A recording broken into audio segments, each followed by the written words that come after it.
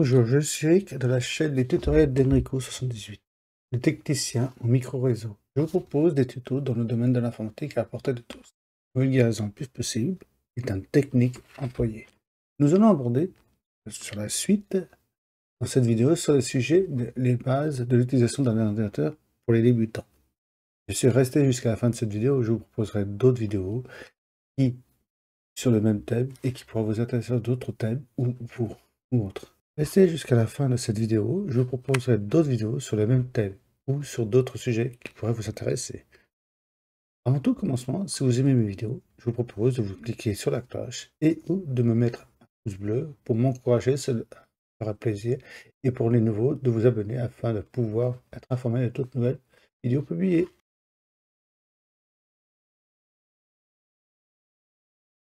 Donc, nous avions commencé des vidéos sur comment utiliser un ordinateur. Nous avions fait un survival. Qu'est-ce que c'est la BIOS? Est-ce que c'est les composants? Quels sont les composants qui sont dessus? Vous vous rappelez? Là, nous allons aborder et comment utiliser l'un des systèmes d'exploitation les plus utilisés dans le monde. Hein? Que ce soit pour le privé que en entreprise. Ensuite, nous allons apprendre aussi à démarrer l'ordinateur. Et ça, c'est la première étape.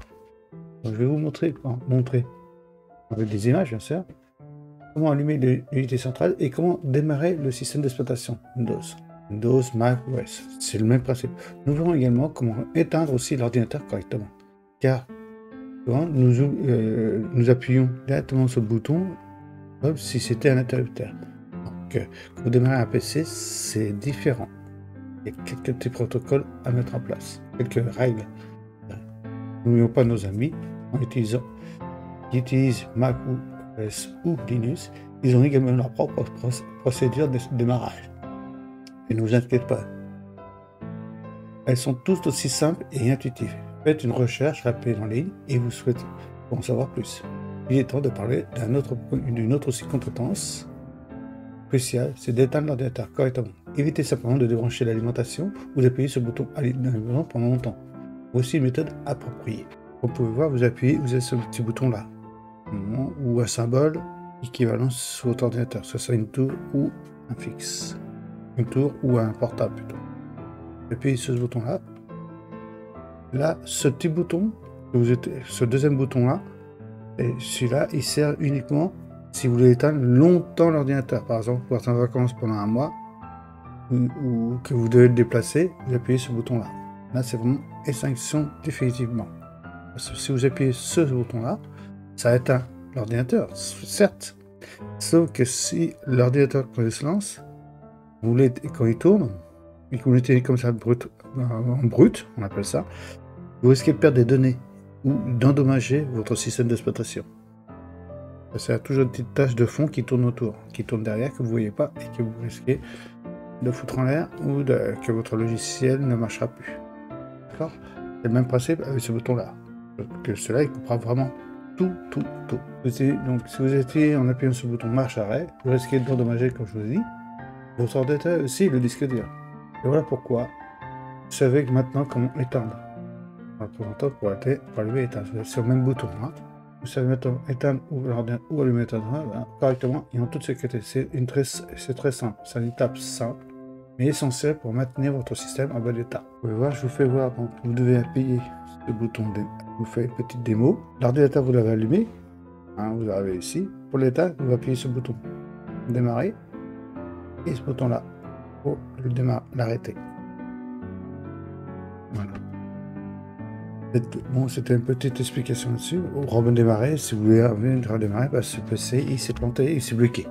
Si vraiment il est figé, quel que soit l'endroit où vous appuyez avec votre souris, ça ne marche pas, à ce moment-là, je vous conseille à ce moment-là de vraiment appuyer sur le bouton arrêt, plus de 4-5 secondes pour l'éteindre définitivement. Mais vraiment en cas de nécessité absolue. Parce que si vous l'éteignez directement comme l'interrupteur, comme vous éteignez pour votre la télé ou ne serait-ce que la lumière, si vous appuyez directement comme ça, vous risquez d'endommager. Quand je vous dis qu'il y a une tâche de fond, comme vous pouvez le constater, vous voyez, là malgré que je fais rien avec l'ordinateur virtuel, Vous pouvez voir ici le petit voyant qui est là, qui va clignoter. Lui, c'est sur mon PC virtuel. Je sais pas si vous voyez. Là. Vous voyez, il tourne. Il est en train de tourner. Il y a des tâches de fond qui tournent. Vous pouvez, regardez, je vais faire un clic droit. Si je vais ouvrir le gestionnaire des tâches, vous pouvez voir, regardez. Malgré que je fais rien à ce moment avec l'ordinateur, vous voyez, il n'y a aucun problème de lancer, il n'y a rien. Sauf qu'en en tâche de fond, il y a plein d'applications qui tournent. Vous pouvez voir. Il y a beaucoup d'applications qui se mettent à tourner. Antivirus, etc. etc. Donc, ouais, imaginez si vous utilisez un ordinateur en brut, vous risquez, comme je vous dis, endommager le disque dur, voire un système programme qui est lancé en tâche de fond. Par exemple, votre antivirus qui se met à jour. Il est en train de se mettre à jour. Comme c'est le cas, il peut se mettre à jour en tâche de fond, comme Windows peut se mettre à jour automatiquement. Et vous voyez pas, même Mac et Linux font la même chose. C'est le même principe. Il tourne, si vous étiez en brut comme ça, vous risquez d'avoir des problèmes et des difficultés, peut-être à redémarrer le PC, ou même à redémarrer le PC, que certaines choses ne fonctionnent plus. C'est un programme ou autre, avec des messages d'erreur, etc., etc. Pensez à bien éteindre un PIM ici. C'est le même principe, parce que j'ai vu, constater, vous savez, quand vous avez une clé USB, les gens, dès qu'ils ont branché la clé USB, ce qu'ils font, ce qui se passe, c'est que dès qu'ils ont transféré les données qu'il y a dedans, récupéré ce qu'il y avait dans la clé USB, hop, qu'est-ce qu'on fait? On le retire automatiquement. Sauf que pareil, avec le USB, il y a des petites tâches qui tournent, et Windows, il envoie à un intervalle plus ou moins régulier, surtout régulier, des petits de l'électricité, qu'on peut dire, qui circulent pour vérifier si la clé est toujours présente, si elle est toujours active. Et ça peut endommager votre clé USB si vous la retirez directement. Normalement, vous devez passer par ici. Là, bon, je n'ai pas de clé USB qui est branchée. Je vais essayer de vous en brancher une. Un PC virtuel, je vais pouvoir vous en brancher une. Voilà. Vous voyez là, la clé USB, si je veux ici, là, ça, il traîne un peu parce qu'il doit se mettre à jour. Là. Voilà. Vous avez la clé. Vous avez des données, vous avez transféré vos données qui sont dedans, etc. Alors, qui est en train de se fournir. Si vous voulez la retirer, après, ouais, pas la retirer directement physiquement, comme ça. Et vraiment ici, là, et faites un clic droit.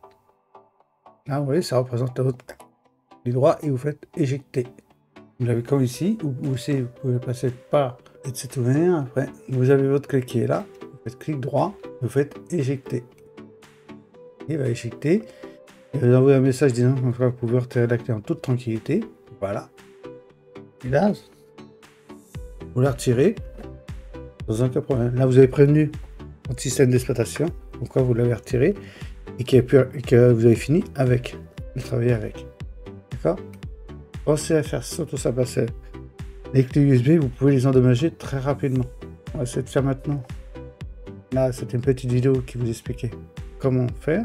La mise en veille simple de Windows, c'est avec... Si vous voulez mettre en veille aussi, vous pouvez faire autrement. Pour mettre Windows. Donc, pour éteindre, comme j'ai dit, on a 3 autres façons de quitter. Pour éteindre. Bien sûr, pour quitter le système de stockage. Pour éteindre en brut. Vous avez aussi la possibilité de mettre en veille votre ordinateur. Vous appuyez sur la touche Windows et L et le verrouillage ou le verrouillage de la session. Et si je fais ici Windows L, vous voyez, Windows L, il s'est mis automatiquement en veille. Bon, vous pourrez aller dessus, vous cliquez dessus et vous relancez l'ouverture de session. Ça, on appelle ça une mise en veille simple. En verrouillage. Vous avez la mise en veille prolongée pour plus d'économie d'électricité. Bon, les options dans Windows, c'est pour l'éteindre, pas complètement, mais même si vous pensez qu'il est éteint, au contraire, il se mettra en consommation à petite quantité d'électricité. Ou la façon de fermer la session. Et sur le bouton démarrer, et ici, faites un clic droit sur votre nom. Vous voyez, verrouillage c'est Windows L, ce que je vous expliquais. Et ici, se déconnecter si vous fermez la session. Là, il n'y a pas la fonction. Là, pour l'activer, la mise en veille prolongée, faites un clic droit sur votre PC, personnalisé, Et on va chercher mise en veille prolongée pour mettre en veille prolongée. Et bien sûr, vous avez la fonction éteindre l'ordinateur. Cette fonction éteint votre ordinateur et fermera aussi toutes les procédures, dessin sur tous les programmes et aussi section ouverte. Pensez avant toute section de PC de bien enregistrer vos documents et de quitter vos programmes avant de fermer les programmes que vous avez lancés. D'accord? Écran de verrouillage. Je peux paramétrer, paramétrer. Non, vous avez la possibilité. Donc, lorsque vous appuyez sur le bouton de mise en veille, ça va faire, ou d'éteindre l'écran. Lorsque vous appuyez sur le bouton de marche arrière, il doit arrêter. Là, vous pouvez choisir. Vous avez la mise en veille prolongée. Même la mise en veille prolongée, vous verrez, ça coupe un peu plus en profondeur. Voilà, c'était une petite vidéo. Qu'est-ce que c'est? On va voir pour essayer de faire un tour d'horizon. Je vous remercie donc d'avoir regardé cette vidéo. Et comme convenu, je vous propose d'autres vidéos sur des thèmes variés qui pourraient vous intéresser. Pour cela, allez vous rendre et visiter mon site web. Si cela vous intéresse, je parle sur le même sujet ou sur d'autres sujets. Dites-le moi dans les commentaires ci-dessous. Je me ferai un plaisir pour cela de faire une ou des vidéos et pourquoi pas de développer le ou les sujets proposés. N'hésitez pas aussi, si vous avez aimé la vidéo, de cliquer sur la cloche et ou de mettre un pouce bleu pour m'encourager, ça me fera plaisir. Et pourquoi pas de vous abonner à la chaîne. Merci, au revoir, à une prochaine sur ma chaîne. Regardez d'autres vidéos et la suite